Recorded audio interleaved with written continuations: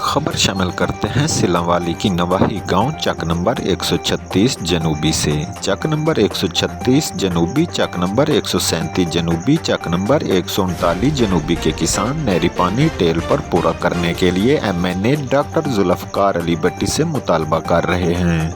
मजीद जानते हैं city one news के ब्यूरो चीफ हाजी बाबा आरिफ जट की इस रिपोर्ट में। बिस्मिल्लाहिर्रहमानिर्रहीम। अस्सलाम वालेकुम नाज़रीन,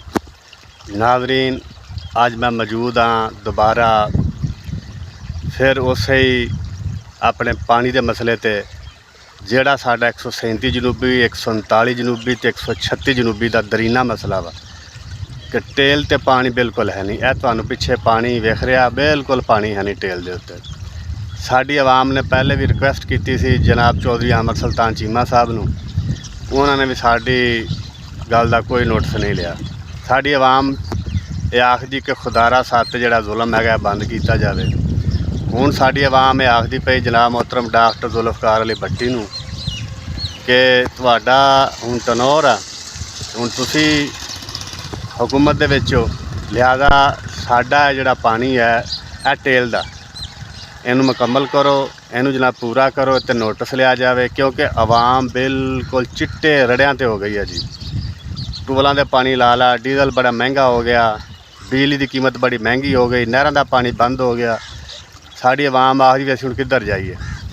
तो साढ़े जितने भी सियासी कायदीन है असी सारे नूं कह हटे हैं, लेकिन किसी ने भी ये जिस तरह पंजाबी चाहते हैं ना भी कन ते जूम ही नहीं रिंगी, वो हिसाब होया खलोता जी।